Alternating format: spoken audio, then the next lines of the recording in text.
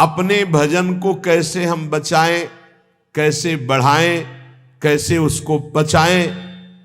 कृपा से भजन हमारा जो शुरू हुआ बहुत विचित्र खेल माया का है।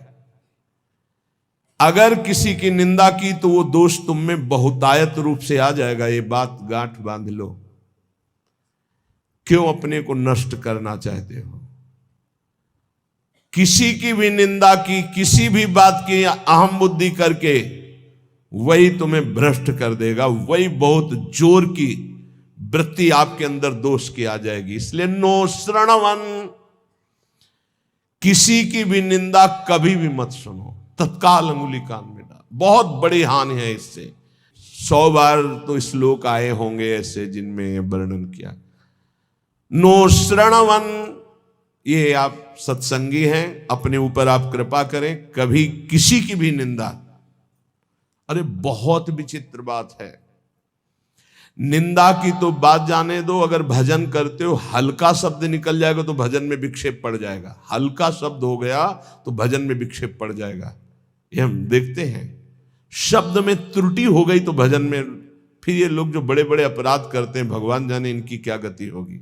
कैसा इनका हृदय है कि ये मुस्कुरा रहे हैं अपराध करके। हल्का वचन निकल जाए जो सम्मान पूर्वक है लेकिन उनके यथायोग्य नहीं है, तो उसमें भजन में अंतर पड़ जाए। नो श्रवण, एकदम आदेश कर रहे हैं, किसी की कहीं भी निंदा है जो कान में उंगली डालो। इसीलिए जीवन भर एक सूत्र रहा है, असंग।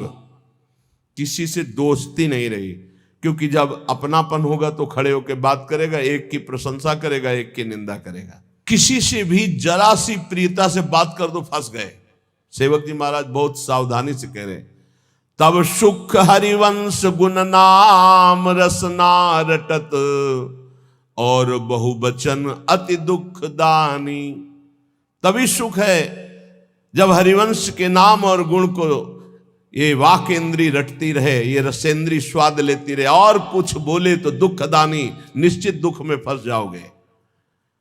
नो श्रवण, बिल्कुल ये नियम ले लेना चाहिए किसी की निंदा। और निंदा सुनने में मन बहुत राजी रहता है, अच्छा, और बहुत हर्षित होके जैसे उसको राजपद मिलने जा रहा हो, ऐसे पूरे एकाग्रता। ऐसा ना वेदांत का सिद्धांत सुनेगा, ना भक्ति का सुनेगा, ना भगवान की महिमा। निंदा हो रही है तो खसक के और नजदीक पहुंच जाएगा। पुनः बोलो, हम सुना नहीं, और अच्छा ऐसा हुआ, और आगे क्या, पूरा रसास्वादन उसमें डूबे चले जा रहे हो। ये नहीं पता कि ये हमारे सारे पुण्य नष्ट करके नरक का रास्ता बन रहा है। सुनाई पड़ गया तो स्वीकार ही नहीं करना कि वो दोषी है। नहीं नहीं, भगवान जिसको जैसे चला रहे हैं चल रहे, पूरी सृष्टि उन्हीं के चलाए चल रही। नहीं नहीं, मुझे तो भगवान की दिव्य लीलाओं में जाना है, माया जनित लीलाओं के गुण दोष नहीं देखने। ना सुनना है और ना ग्रहण करना। ग्रहण करना होता है कि वास्तविक ऐसा ही है, हाँ वरे वो तो ऐसा। अब जिंदगी भर जब उसकी बात आएगी तो पहले वो दोष हो जाएगा। अच्छा, वो घृणास्पद भाव तुम्हें भगवत प्राप्ति कभी नहीं होने देगा। घोर पापी में, नीच में भी स्वाराध्य बुद्धिर मम, मेरे आराध्य राधा वल्लभ लाल विराजमान है, ये भाव रखना है। जितने भी शरीरधारी हैं, किसी के ना दोष सुनना है ना ग्रहण करना है। ऐसे भजन बचता है। ऊपर वाली पंक्ति से भजन बचता है। परदोष दर्शन, परदोष वर्णन, परदोष श्रवण और परदोष चिंतन, इस सर्वनाश कर देता है। सर्वनाश। किसी का भी उपहास कभी मत करना, कभी निंदा मत करना, कभी निंदा मत सुनना। नहीं, 100% आप लिख लो, कुछ दिनों में वो आपके ऊपर हावी होगा। किसी के प्रति भी दोष बहुत बहुत बहुत देखा है, बहुत बार देखा है। इसलिए कभी किसी के दोष न सुने, कभी ऐसा ना, नहीं तो फंस जाएगा, फंस जाएगा। माया भगवती इतनी चतुर है कि जानने में नहीं आता कि मैं फंस रहा हूं, जानने में नहीं आता। सब अभिमान छोड़ करके श्यामा श्याम की आराधना के लिए दैन्य भाव अत्यंत आवश्यक। किसी भी तरह का कोई अभिमान नहीं होना चाहिए। यदि आप अपने भजन को बढ़ाना चाहते हो तो नो श्रवण नैव ग्रहणन, ना किसी की निंदा सुनो और ना स्वीकार करो कि ये दोषी है। पूरी सृष्टि के किसी भी जन के दोष या गुण स्वीकार मत करो, न गुण न दोष किसी के, सब में भगवत भाव। त्यक्त्या शेषाभिमानो, ये बहुत कठिन है अभिमान का त्याग करना। अभिमान का त्याग करके अकिंचन भाव से यदि राधा कृष्ण श्यामा श्याम की उपासना हो, फिर प्रेम आनंद का प्रकाश हो जाएगा। प्रेमानंदाश्रु मुंचन, अश्रु मुंचन करते हुए, ये भक्ति का प्रसाद है। कोई बड़ा भजनानंदी महात्मा ही ऐसा जो प्रेम से अप्लावित होकर अश्रु प्रवाह करते हुए श्रीधाम वृंदावन वास करे, तो फिर उसकी दशा क्या होती? आकाश की तरफ देखता, हा प्रियालाल, और रो रहा है। भूमि में लौट रहा है, रज में सबको नमस्कार कर रहा है, लताओं को, वृक्षों को, पशु पक्षियों को, जो सामने पड़ता है, नमन प्राण बंधुम, सबको देखता है मानो मेरी आत्मा है, मेरे प्रीतम है। सबसे कृपा कटाक्ष की, मुझ अधम पर कृपा करो। ये हमने देखा है वैष्णव जनों, मुझे अधम पर कृपा करो, मेरा भजन बन जाए, हम पर श्री जी करुणा करें, मेरा नाम जब चले। और रात दिन भजन कर रहे हैं। और काकुवाणी, दैन्य वाणी के द्वारा सबसे बर्ताव। कभी कभी एकांत में से बैठ करके पाणो कपोलो और रुदन, हा प्रियाजू, हा लाडलीजू, न्यस्याश्रुएण मुंचन नयति, इतना अश्रु भूमि गीली हो गई नीचे की। हाँ, दिन निशाम कोपि धन्यो तनन्यः, धन्याति धन्य हो गया वो जो रात दिन प्रिया प्रीतम के चिंतन में है, अश्रु प्रवाह करता है। जो उसको देख ले, जो उससे बोल ले, अमोघस्य, निश्चित उसका परम कल्याण हो जाएगा। वह परमात्मा नीचे है, ऊपर है, वही पीछे है, वही आगे है, वही दाहिने, वही बाएं है, वही सर्वत्र है। जो ऐसा जान जाता है ना, जो ऐसा अनुभव कर लेता है, गीता जी, वो दूर है, वो बहुत नजदीक है, वो बाहर है, वो भीतर है, वो ऊपर है, वो नीचे है, वो समस्त भूतों में है, ऐसा जो अनुभव कर लेता है, वो जीवन मुक्त महापुरुष होता है। तो या करें, न पश्यो मृत्युम पश्यति, मृत्यु की ताकत नहीं, उसको देख ले जो ऐसा अनुभव कर लेता है। इतनी ऊंचाई पर होता है कि मृत्यु का प्रहार स्पर्श भी नहीं कर सकता। न रोगम, कोई रोग उसे दुख नहीं पहुंचा सकता। नोत दुखता, कोई भी भयानक विपत्ति दुख इसका स्पर्श नहीं कर सकती। समझो इस बात को। यदि भगवत प्राप्ति हो गई तो कोई भी दुख, कोई भी रोग, कोई भी शोक, कोई भी भयानक विपत्ति, जिसका आहार शुद्ध है, चरित्र शुद्ध है, आचरण शुद्ध है, वही महापुरुष स्मृति को प्राप्त होता है। सत्व शुद्धि, आहार शुद्ध होने पर ही अंतःकरण शुद्ध होता, अंतःकरण शुद्ध होने पर आचरण पवित्र होते हैं। चरित्रवान, जो पवित्र चरित्र वाला, वही भगवती स्मृति को जागृत करता है। ये देवी शक्ति है स्मृति, अखंड स्मृति। जिस समय अखंड स्मृति जागृत होती है तो समस्त ग्रंथियां छिन्न भिन्न हो जाती हैं और वो जीवन मुक्त महापुरुष हो जाता है। इसलिए इन कामों से दूर रहो। भूल कर भी कोई पाप कर्म मत करना, नहीं तो ये नष्ट कर देगा। कोई और नहीं, तुम्हारा पाप कर्म ही तुम्हारी बुद्धि में बैठकर या अन्य की बुद्धि में बैठकर तुम्हें दंड दे देगा। सदा सत्कर्म करो, सदाचरण करो, पाप कर्म से डरो। सनत कुमार जी कह रहे, साधु पुरुष जिसे आदेश करते हैं कि ये करना चाहिए, वही बर्ताव पुण्य कहलाता है, और जिसे कहा जाता है ये नहीं करना चाहिए, वही पाप कहलाता है। उत्तम आचरण करने वाले बनो, सदाचार पालन करो। जहां सुख का नाम नहीं है, ऐसे मानव शरीर को पाकर विषय भोगों में रत जो होता है, वो अज्ञान में डूब जाता है।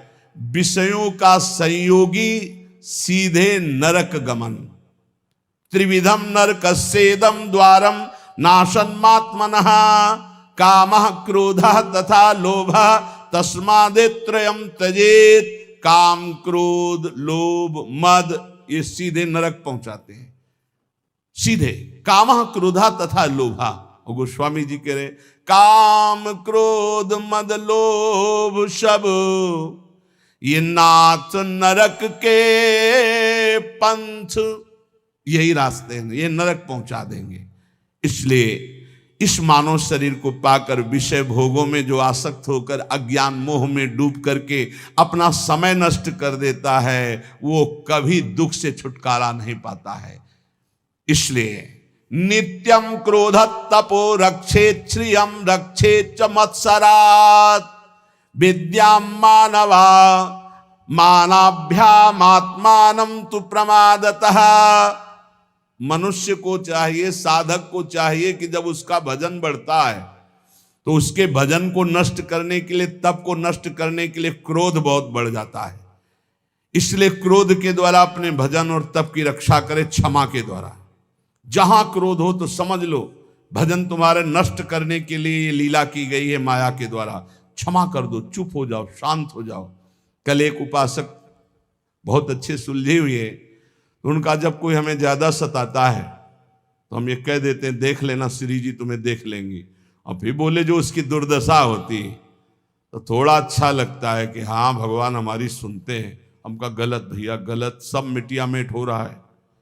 ये जो साधन भजन करो सबका प्रयोग हो रहा है, तुम्हें आनंदित नहीं होना, तुम्हें रोना है कि ऐसा क्यों हो रहा है। तुम्हें प्रार्थना करनी कि हे प्रिया जो यदि मेरे मन में भी आ जाए तो इसको दंड मत देना, तब तुम्हारा भजन बचेगा। अगर ऐसे आनंदित होने लगे ना तो भजन भी नहीं होगा, आगे उल्टा आप पे आना शुरू हो जाएगा। तब सोचोगे कि भगवान तुम्हारी सुनते नहीं। नित्यम क्रोध तपो रक्षेत, अपनी रक्षा तपस्या और भजन की क्रोध से कर लो, नहीं ये नष्ट कर देगा क्रोध। ऐसा होता है जब गुस्सा आती तो बाहरी गुस्सा हम अगर रोक लेते हैं तो अंदर से चलने लगता है कि ठीक है हम तो कुछ नहीं बोल रहे, पर हम जिनकी आराधना कर रहे हो तुम्हारे देख लेना पक्का हो जाएगी, पर तुम्हारा भजन चला जाएगा, ये बात पक्की। तो यहां कह रहे कि नित्यम क्रोध तपो रक्षित श्रेयम। जहां कहीं भी साप दिया है किसी ऋषि ने तो उसी समय वहां लिखा मिलेगा कि वो तप के लिए, जैसे देवर्षि नारद जी ने जेवी नलकूबर मणिगर को श्राप दिया कि तुम वृक्ष योनि को, उसी समय फिर वो बद्रिकाश्रम के लिए लिखा कि तप के लिए चले गए, क्योंकि तप उधर लगा तो पूरा करो चल के उसे। भजन करना बहुत कठिन, करके बचाना बहुत कठिन है, क्योंकि जहां आप भजन बढ़ाएंगे तो माया आपके भजन को छीनने के लिए प्रतिकूल व्यवहार करने वाला भेजेगी और आपको क्रोध दिलाएगी। यदि आप क्रोध नहीं दिलाए तो चतुर बचा ले गए भजन को, और अगर गुस्सा आ गई तो अहित तो उसका हो ही जाएगा, पक्का है। जो आपको क्रोध दिला रहा है, लेकिन आपका भी अहित हो जाएगा क्योंकि आपका भजन क्षीण हो जाएगा। नित्यम क्रोध तपो रक्षेत, नित्य सावधान रहो, तुम्हारे सामने तुम्हारे भजन और तप को नष्ट करने के लिए भेजा जाएगा। नित्य सुरक्षित भजन को बढ़ाना है, गुस्सा दिलाने के लिए। रक्षित श्रियम रक्षित च मत्सरात्, जो भागवतिक ऐश्वर्य प्रकट होता है उसका नाश हो जाता है दूसरों पर ईर्ष्या करने से। ध्यान रखना है। सनत कुमार जी बोल रहे तुम्हारा भजन क्यों नहीं प्रभाव दिखाई दे रहा, तुम्हारा तप क्यों नहीं आगे बढ़ रहा, बोले गुस्सा करते हो इसलिए तुम्हारा भजन क्षीण हो जाता है। बोले तुम्हारी भागवतिक संपत्ति वैभव क्यों नहीं बढ़ रहा, आध्यात्मिक, बोले तुम किसी से डाह करते हो, ईर्ष्या करते हो, मत्सरता करते हो। तो रक्षेत च मत्सरात् रक्षेत श्रियम, अपने भागवतिक ऐश्वर्य की सुरक्षा के लिए किसी से ईर्ष्या मत करो, किसी से डाह मत करो। विद्याम मानावमानाभ्यामात्मानं तु प्रमादतः, तुम्हें जो ज्ञान प्राप्त हुआ है वो नष्ट हो जाएगा यदि मान सम्मान में लग गए या अपमान में बुरा मानने लगे। मान सम्मान को अच्छा मानने लगे और अपमान को बुरा मानने लगे, जो संसारियों को लगता है। अगर तुम ऐसा माने तो तुम्हारी विद्या नष्ट हो जाएगी, जो तुम्हें भागवतिक ज्ञान प्राप्त हुआ है। इसीलिए श्रीपाद प्रबोधानंद जी ने वृंदावन महिमामृत में कहा, सम्मानम कलयाति घोर गरलम नीचापमानम सुधाः। सम्मान को घोर विष के समान समझो, नीच पुरुषों द्वारा किए हुए अपमान को अमृत के समान समझो। नीच पुरुषों के द्वारा जिसे तुम अपने शासन में ले सकते हो, तप के द्वारा नष्ट कर सकते हो या व्यवहार बल के द्वारा नष्ट कर, सब कुछ है, लेकिन आप सह गए, कुछ नहीं बोले। नीचा अपमानम शुद्धा, अमृत की तरह पी गए अपमान को, तो आप अपने भजन को बचा ले गए, अपने ज्ञान को बचा ले गए, अपनी विद्या को बचा ले गए। और यदि कोई सम्मान कर रहा है, आप हर्षित हो रहे, आनंदित हो रहे, मेरा सम्मान हो रहा है, तो आपका सद्ज्ञान नष्ट हो जाएगा। बोल रहे हैं श्री सनत कुमार जी, विद्याम मानावमानाभ्याम आत्मानम तु प्रमादतः। जो विद्या है, जो ज्ञान है आपका, वो इसीलिए प्रवीण नहीं हो पा रहा क्योंकि मान अपमान में आप उसको खो देते हैं। मान अपमान विद्या को नष्ट कर देता है, ईर्ष्या भागवतिक ईश्वर को नष्ट कर देती है, क्रोध भागवतिक भजन और तप को छीन कर देता है। अब अपनी आत्मा के बंधन को बचाइए प्रमाद से। कह रहे मात्मानम तु प्रमादतः, प्रमाद जो आपकी दिनचर्या है, जो आपका भागवतिक नियम है, जो भजन नियम है, इनमें प्रमाद बहुत बड़ा विघ्न पैदा। अरे कर लेंगे ना, 11 माला ही तो बोला है, 2-3 दिन अगर नहीं करेंगे तो आगे चलकर जोड़ के कर लेंगे। नहीं नहीं नहीं, नियम नियम होता है। अगर नियमावली का प्रमाद के द्वारा तिरस्कार करोगे तो आप अपने आत्मा को इस संसार बंधन से मुक्त नहीं कर पाओगे। इसलिए कह रहे हैं मात्मानम तु प्रमादतः, प्रमाद से अपने आप की रक्षा कर लो। ये प्रमाद ना करने योग्य कार्य को करना और करने योग्य कार्य को टाल देना, ये प्रमाद कहलाता। अप्रमादी भगवत प्राप्ति करने की योग्यता रखता है। क्या? ना करने योग्य कार्य को टाल देता है और करने योग्य कार्य को जो काल करे सो आज कर, जो आज करे सो अब, और जो बुरा कार्य का संयोग बनता है उसे कल के लिए टाल देता है, कल से परसों के लिए टाल देता है। वो उसको टालता रहता है बुरे भाव को, और अच्छे भाव को तत्काल करता है, उसे अप्रमादी कहते हैं। जो प्रमादी होता है वो अच्छे भाव को कल के लिए टाल देता है, बुरे भाव को तत्काल कर लेता है। तो इससे आत्मबंधन उसका दृढ़ हो जाता है। आनशंस्यम परो धर्मः क्षमा च परमं बलम, आत्मज्ञानम परम ज्ञानम सत्यम ही परमं हितम। सबसे बड़ा विश्व में बलशाली कौन है? जो क्षमावान है। जो आपके प्रति अपराध करे आप क्षमा कर दो तो आप बहुत बलशाली हो, आपके ऊपर भगवान की विशेष कृपा होगी। और ज्ञान कौन श्रेष्ठ है? जो आत्मज्ञान, सर्वत्र मेरे प्रभु विराजमान है, ये भक्त का ज्ञान होता है। सर्वान वस्तुतया निरीक्ष, और ज्ञानी आत्मस्वरूप अपने में सबको देखता है। और सबसे बड़ा मित्र कौन है? सत्य। सत्य ये सबसे बड़ा मित्र, जो सत्य को स्वीकार करता है। मानो बहुत प्रिय मित्र हमारे साथ है, वो सत्य तुम्हारी रक्षा कर लेगा, सत्य तुम्हें समस्त विपत्तियों से बचा लेगा। संचिन्वन्ने कमे वैनम कामानाम वितृप्तकम व्याघ्या पशुमिवासाद्य मृत्युरादाय गच्छति तथापि उपायं संपश्येत् दुःखास्यास्य विमोक्षणे। अय उपासक तू ऐसा समझ, सनत कुमार जी कह रहे हैं, जैसे नवीन नवीन घास को देख करके हिरन और हिरनी खूब चरते हैं और विलासिता में मगन हैं। उनको पता नहीं कि व्याघ्र उन पर निशाना लगा चुका है, सिंह उन पर दृष्टि रखे है और अचानक आकर उनको दबोच लेता है। वो अतृप्त रहते हैं, हरी हरी घास चरते हुए हिरनी के साथ भोग विलासिता में अतृप्त ही मृत्यु रूपी दंड उन्हें प्राप्त हो जाता है, सिंह उन्हें फाड़ देता है।